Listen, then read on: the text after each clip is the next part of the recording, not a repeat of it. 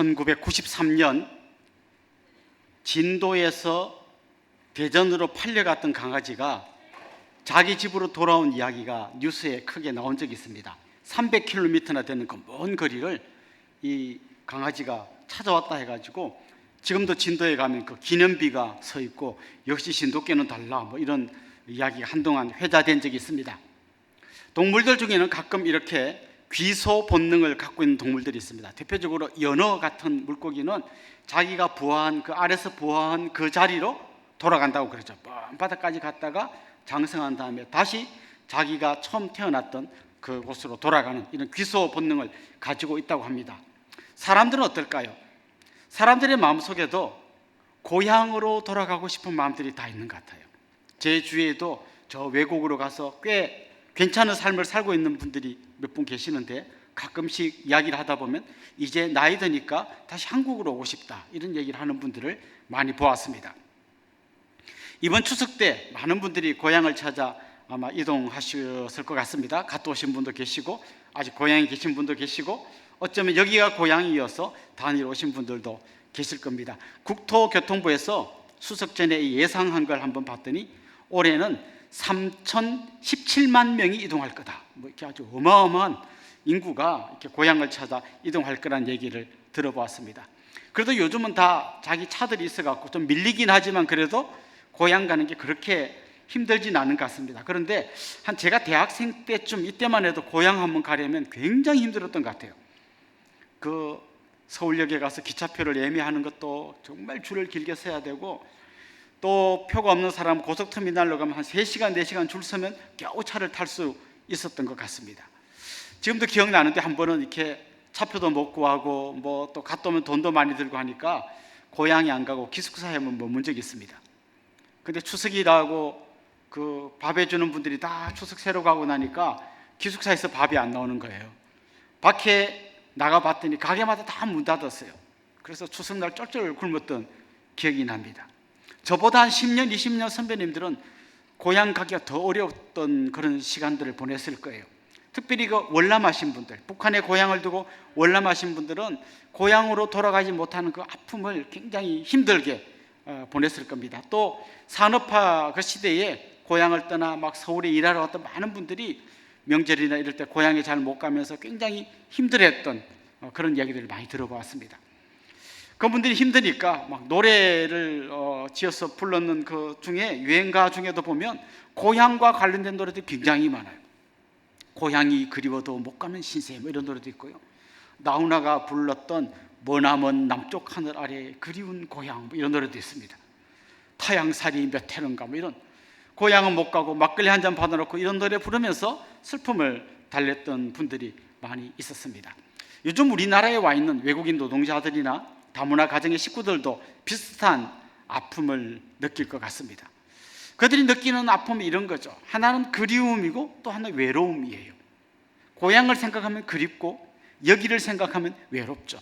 이런 두 가지 감정들이 아마 이런 명절에 더 많이 생길 것 같습니다. 오늘 우리가 읽는 히브리서는 굉장히 독특한 성경입니다. 성경에 편지 형식으로 된 많은 성경이 있는데요. 대부분의 중요한 특징이 뭔가 하면 편지를 보낸 사람이 누구고 편지를 받는 사람이 누군가를 잘 밝혀줍니다. 대표적인 게 바울이죠. 바울이 보낸 편지, 데살로니가 교회에 보낸 편지 이런 게 선명하게 나타나 있습니다만은 히브리서에는 그런 표현이 전혀 없습니다. 누가 쓴 편지고 누구에게 보낸 편지인지 구체적으로 밝혀두지 않았습니다. 하지만 히브리서를 잘 읽다 보면 이건 유대인들에게 쓴 편지구나라는 것은 금방 알 수 있습니다. 유대인들만이 알 수 있는 제사제도, 성막제도, 안식일 이런 것들을 이야기하면서 이게 어떻게 성취되어 갔는지를 이야기하기 때문에 유대인에게 보낸 편지구나 이건 알 수 있어요. 또 한 가지 이때가 어떤 상황인가를 알게 해주는 또 그런 여러 가지 표현들이 나오는데요. 이 사람들이 특별히 굉장히 환난과 핍박 가운데 있었고 그 환난과 핍박 때문에 신앙이 막 흔들리고 있었던 바로 그런 때였습니다. 근데 어떤 때 누가 핍박을 했는지 잘 읽어보면 단서들이 몇 가지 나옵니다.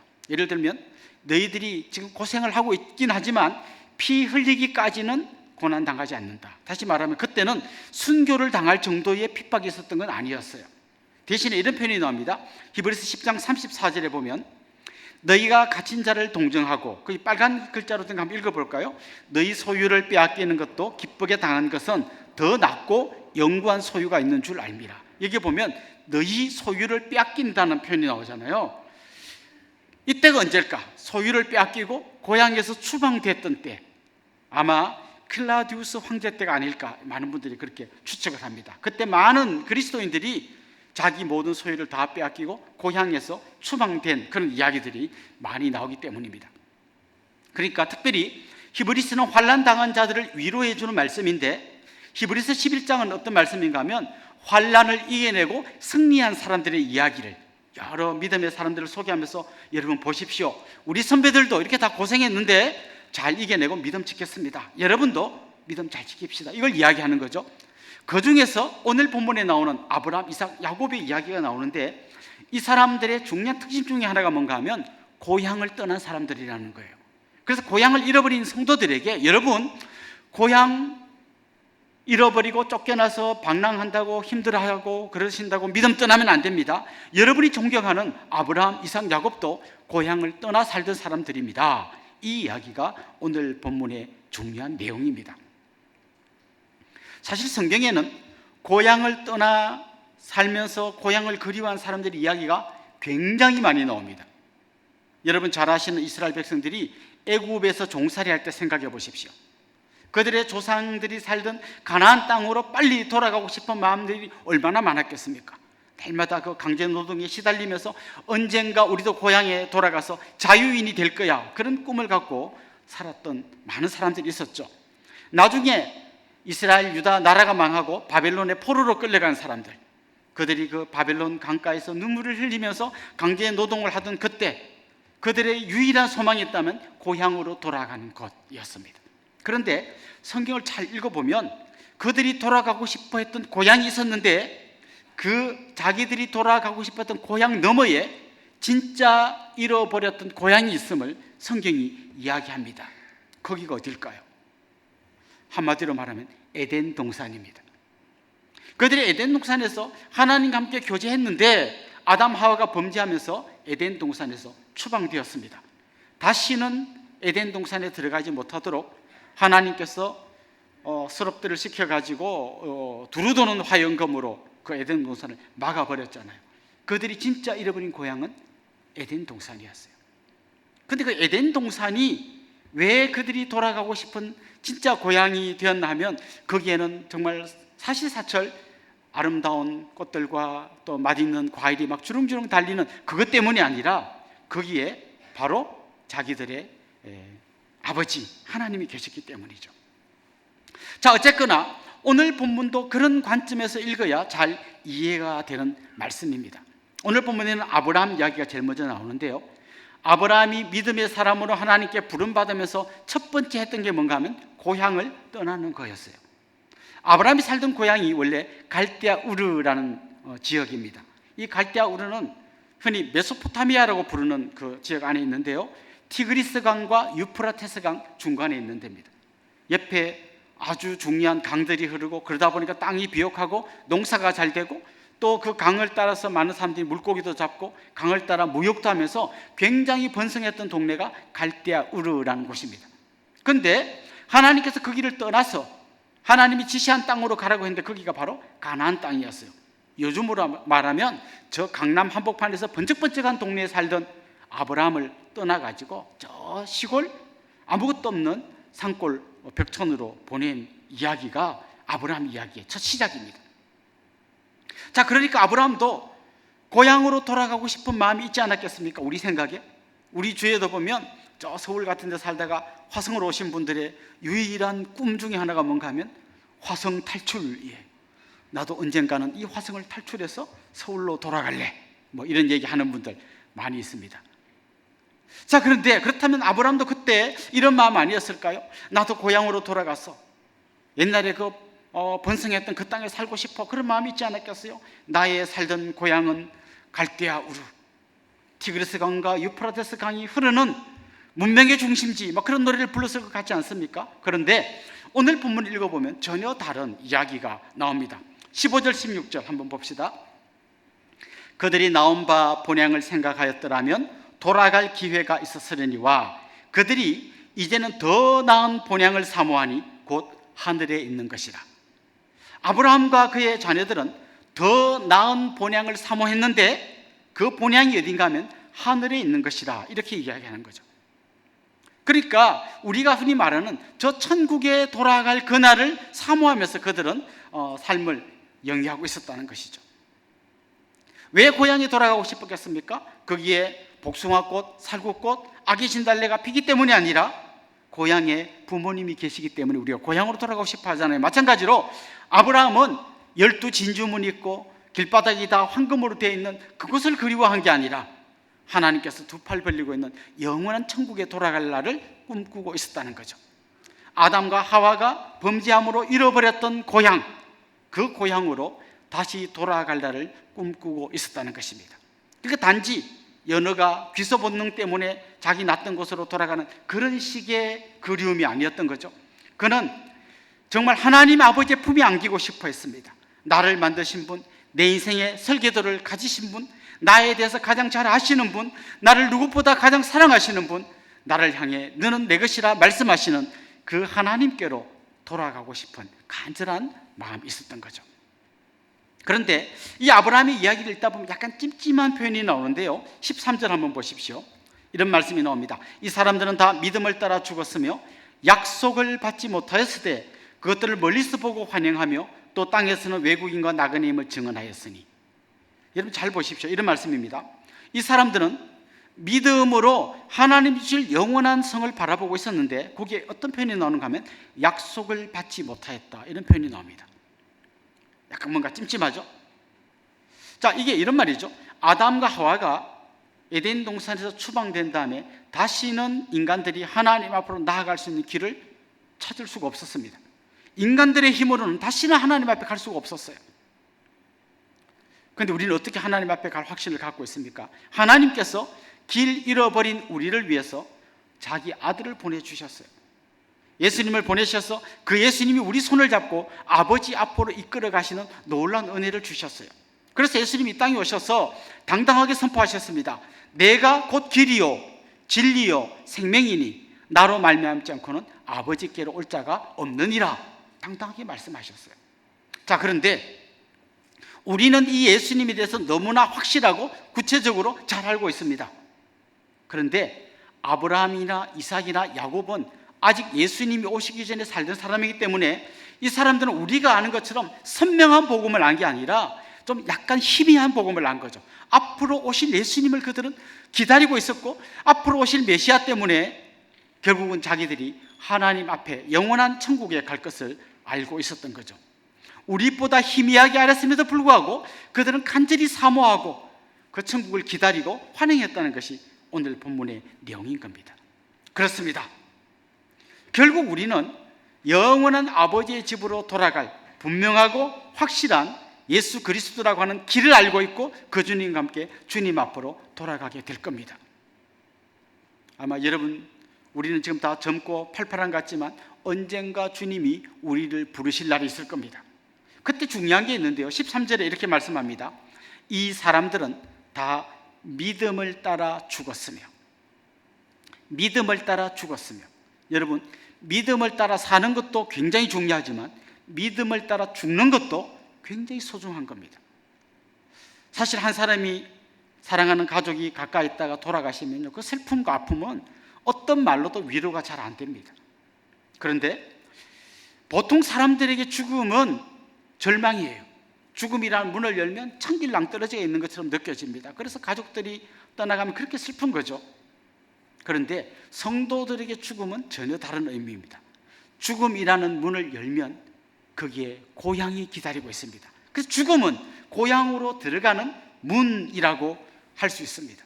아마 이번 추석 때 추도 예배를 드린 가정들이 있을 겁니다. 사랑하는 가족들을 생각하면서 그 예배를 드리며 어쩌면 눈물을 흘렸던 분들도 계실지 모르겠습니다. 물론 그 이별의 슬픔이라고 하는 것은 무엇과도 바꿀 수 없는 겁니다. 하지만 그럼에도 불구하고 우리가 기억해야 할 것은 사랑하는 가족이 영원한 절망의 낭떠러지로 떨어진 게 아니라 그 문을 열고 아버지가 기다리고 있는 고향으로 돌아가셨다는 사실을 기억하면 좋겠습니다. 이게 성도들에게 주신 죽음의 의미인 것이죠. 그래서 우리는 언젠가 다가올 죽음을 어쩔 수 없이 기다리는 사람들이 아니라 능동적으로 주님, 오늘이라도 주님 부르시면 기쁨으로 그 문을 열고 고향으로 돌아가겠습니다 라고 하는 이런 마음이 우리 안에 있으면 좋겠습니다. 그러니까 우리는 믿음을 따라 죽음을 예비해야 될 사람이라는 거죠. 그런데 오늘 본문은 그런 믿음을 갖고 살아가는 사람은 나중에 하나님 앞에 들어갈 그날을 꿈꿀 뿐만 아니라 이 땅을 살아갈 때도 전혀 다른 삶의 방식으로 살아가게 되어 있다는 겁니다. 9절 한번 보십시오. 이런 말씀이 나옵니다. 믿음으로 그가 이방의 땅에 있는 것 같이 약속의 땅에 거류하여 동일한 약속을 유업으로 함께 받은 이삭 및 야곱과 더불어 장막에 거하였으니. 이게 무슨 말인가 이런 겁니다. 지금 아브라함은 자기가 살던 그 가나안 땅을 영원히 살 땅으로 바라보지 않았다는 거예요. 그는 지금 마치 외국인이 잠깐 이렇게 딴 나라에 놀러 간 것처럼, 나그네들이 어디 소풍 온 것처럼 그는 그 땅에서 전혀 다른 삶의 방식으로 살았다는 거예요. 그래서 오늘 본문에 보면 그는 장막을 치고 살았다, 텐트를 치고 살았다는 겁니다. 혹시 여러분 어디 산에 놀러 가가지고 텐트 대신에 거기다 집을 짓고 한 일주일 살다가 오실 분 계십니까? 그런 사람 없잖아요. 잠깐 있다 갈 거면 뭐 텐트 같은 데서 뭐 하룻밤 이틀밤 묵었다 오지 않겠습니까? 아브라함과 이삭과 야곱은 그렇게 살았다는 겁니다. 다시 말하면 그들은 다른 사람들이 살아가는 삶의 방식과는 전혀 다르다는 거예요. 왜냐하면 다른 사람들은 이 땅에서의 삶이 전부라고 생각하기 때문에 어떻게든 내가 잘 살아야 돼요. 뭐 저처럼 한 60쯤 됐다면 앞으로 내가 한 20, 30년밖에 못 살 건데 어떻게든 잘 살아야 되잖아요. 뭐 남의 뒤통수를 쳐서든지 훔치든지 뭐 누구를 죽여서라도 누구를 밟아서라도 마침내 내가 뭔가를 이루어서 그 남은 인생을 좀 재미있게 살고 싶은 게 보통 사람들의 마음이라는 거죠. 그런데 성도들은 그렇지 않다는 거예요. 여기가 전부가 아니고 그 이후에 영원한 삶이 기다리고 있다는 겁니다. 그러니까 이 땅에서 사는 사람들의 삶의 방식과는 전혀 다른 삶을 살아갈 수 있다는 겁니다. 바울은 이런 우리의 삶을 설명하기 위해서 우리에게는 천국의 시민권이 있다고 이야기합니다. 혹시 여러분 한국 국적을 갖고 있는 여러분이 일본에 잠깐 놀러 갔는데 그때 한일전 국가대표 축구 시합이 일본에서 있다면 여러분 누구 응원할 것 같아요? 로마에 가면 로마법을 따라 했으니 일본에 왔으니 일본을 응원하겠다. 그런 분 아마 이게 한 분도 없을 거예요. 전부 다 목이 터지라고 대한민국을 응원할 것입니다. 우리는 이 땅에 살고 있지만 천국의 시민권을 가진 사람이에요. 그래서 이 땅에서 사는 사람들의 삶과는 전혀 다른 삶을 살아가야 된다는 것이죠. 그래서 우리는 날마다 하나님 앞에 그런 고백을 해야 됩니다. 하나님, 하나님의 다스림을 받는 천국 시민으로 살게 해주십시오. 우리 가정을 다스려 주십시오. 우리 교회를 하나님이 통치해 주십시오. 우리 나라를 하나님이 다스려 주십시오. 그렇게 기도하며 살아야 한다는 것이죠. 1960년대에 미국의 스탠퍼드 대학에서 아주 재미난 실험을 했는데요, 나중에 그게 책으로도 나왔습니다. 마시멜로 이야기라는 책에도 소개된 내용인데요, 이런 실험을 한 거죠. 한 5살쯤 되는 아이들을 모아가지고 그 아이들과 함께 실험을 했는데요, 마시멜로라고 하는 아주 맛있는 아이들이 좋아하는 과자를 한 개씩 나누어 주는 겁니다. 그리고 이렇게 말합니다. 얘들아, 이 맛있는 과자를 너네 먹어도 돼. 그런데 만약 니네가 한 15분만 기다리면, 안 먹고 참고 기다리면 한 개 더 줄게. 자, 이 아이들은 지금 빨리 한 개를 먹을 건지 15분을 기다려서 2개를 먹을 건지를 결정해야 됩니다. 이 중에 어떤 아이들은 그 15분을 못 참고 그 한 개를 낼름 먹은 아이가 있고요, 먹고 싶은데도 침을 삼키면서 15분을 기다려서 2개를 받아간 아이들이 있었다는 거죠. 이 아이들이 어떻게 살아가는지 14년 동안 이 아이들의 삶을 추적해 보니까 조금 미래의 시간을 위해서 참을 줄 아는 아이가 공부도 더 잘하고 모든 일에서 성취도가 높더라, 뭐 이런 실험이 마시멜로라고 하는 실험입니다. 그런데 저는 이 실험을 좀 다른 각도에서 보면 좋겠습니다. 우리는 15분 뒤를 미리 준비하는 사람이 아니에요. 우리는 단지 1년 뒤를 미리 준비하고 뭔가 저축하는 그 정도의 삶을 사는 사람이 아니에요. 우리는 20년 뒤를 준비하는 사람이 아니라 우리는 영원한 미래, 하나님이 예비하신 영원한 성을 바라보며 사는 사람이라는 것이죠. 그게 우리의 삶은 다른 사람의 삶과 전혀 달라야 한다는 것입니다. 창세기 49장 50장에 보면요, 거기에 야곱과 요셉의 장례식 장면이 나옵니다. 그 장례식한 이야기가 생각보다 굉장히 긴 분량으로 기록되어 있습니다. 그런데 야곱 죽으면서 어떤 유언을 남기냐면, 내가 죽으면 내 유골을 옮겨다가 우리 조상들이 안장되어 있는 막벨라라고 하는 굴에다가 거다가 안장해 주라. 이게 그의 마지막 유언입니다. 요셉도 죽으면서 나중에 너희들이 이 애굽을 떠나 가나안 땅으로 돌아간다면 그때 내 유골을 가져다가 막벨라 동굴에 장사 지내주라, 이렇게 부탁합니다. 그러니까 이 두 사람은 막벨라 굴에 들어가고 싶어 하는 거죠. 이건 단지 가족 공동묘지에 나를 좀 넣어주라, 우리 가족 납골당에 나를 안장해주라, 이 정도의 의미가 아닙니다. 사실 이 막벨라 굴은 영원한 천국의 모델하우스 같은 겁니다. 여러분, 아파트를 분양받았는데 아직 아파트가 덜 지어져서 들어가지 못한다면 막 궁금하고 이런 사람은 모델하우스 가보면 돼요. 아, 이런 구조로 짓는구나. 그럼 나중에 나는 여기다 장롱을 놓고 여기다 책상을 놓고 이렇게 해야지, 이런 생각을 하게 되는 거죠. 자, 지금 야곱이나 또 요셉 같은 사람들이 막벨라 굴에 장사 지내달라는 이런 말인 거죠. 얘들아, 내가 죽으면 내 뼈가 막벨라 동굴에 먼저 안장되어 있는 우리 아브라함, 이삭 이런 분들하고 같이 거기서 만나게 해주라. 뼈와 뼈끼리 만나게 해주라. 그렇지만 진짜 우리가 만나는 것은 저 영원한 천국이야. 지금 그런 이야기를 하고 있는 거죠.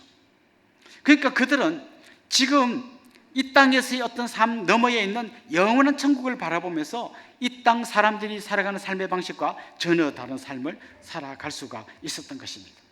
혹시 여러분 친구들 만났는데 막 나 요즘 애인 생겼다 막 자랑할 때 부러워하는 사람이 아니라 불쌍히 여기는 사람이 되기를 소망합니다. 아이 모의고사 한번 성적에 따라 막 천국과 지옥을 왔다 갔다 하는 그런 사람들 따라서 막 자기도 널뛰기 하는 그런 삶을 사는 게 아니라 정말 이 아이를 믿음으로 키우기 위해서 눈물로 기도하는 그런 부모님들이 되기를 소망합니다. 아브라함은 자기 아버지 데라가 우상 장수에 불과했지만 믿음의 눈을 가지고 영원한 천국을 바라보면서 이 땅에서 고향을 떠나는 것도 두려워하지 않고 살았습니다. 그의 아들 이삭은 어떤 삶을 살았습니까? 사실 이삭은 아버지로부터 많은 유산을 물려받은 아주 거부였습니다. 그런데 이삭의 이야기 중에 제일 많이 나오는 이야기가 뭔가 하면 블레셋 사람이 우물 빼앗으러 갈 때 그냥 줘버렸다는 얘기가 제일 많이 나옵니다. 다시 말하면 이삭은 아버지가 물려준 유산을 믿고 산 게 아니라 다 줘버려도 하나님 나에게 새로운 복 주실 걸 믿음으로 바라보며 살았던 거예요. 그래서 그는 블레셋 사람이 우물 주세요 하면 줘버립니다. 주고 나면 하나님이 또 지혜를 주셔서 우물을 파면 또 우물이 나오는 거예요. 그렇게 산 거예요. 야곱 어떻게 살았습니까? 야곱은 처음에는 자기 머리 굴리면서 누군가의 것을 빼앗으면서 그렇게 살아온 사람이지만 진짜 하나님의 은혜를 깊이 경험한 마지막에는요, 오직 하나님 한 분 바라보고 살았어요. 그가 애굽에 내려간 이후에 바로를 만났는데요, 바로를 축복해 줍니다. 사실 그때 어떤 상황인지 생각해 보세요. 애굽 말고 온 땅에 기근이 들어가지고 먹고 살 게 없는 그런 때 아니었습니까? 저 굶주림에 있던 저 가나안 변방에서 하나 와서 뭐라도 얻어먹으려고 와서 그 시대의 최고의 존엄한 자리에 앉아있던 바로 앞에 서 있던 그 야곱이 그 앞에서 비굴하게 뭐라도 하나 더 얻어먹으려고 하는 게 아니라 오히려 바로를 축복해 줬다는 거예요. 바로 왕이시여, 당신이 이 세상의 최고 높은 자리에 앉아서 모든 걸 다 할 수 있을 것처럼 보이지만 하나님이 당신에게 복 주지 않으면 당신 소망 없는 사람입니다. 그런 마음으로 당당하게 바로를 축복해 주었던 거예요. 저는 여러분들이 회사에 가면 여러분의 회사를 축복하고 여러분의 사장님을 축복해 주는 분이 되면 좋겠어요. 그러면서 이런 마음이면 좋겠습니다. 사장님, 내가 사장님한테 월급을 받지만 이 회사가 잘 되는 건 다 내가 기도하기 때문입니다. 이런 좀 당당함을 가지고 살아가시면 좋겠습니다. 그래서 이삭과 야곱은요, 마지막 순간까지 자녀들을 축복해 주었습니다. 20절 보십시오. 믿음으로 이삭은 장차 있을 일에 대하여 야곱과 에서에게 축복하였으며, 21절, 믿음으로 야곱은 죽을 때에 요셉의 각 아들에게 축복하고, 이렇게 되어 있습니다. 이런 거죠.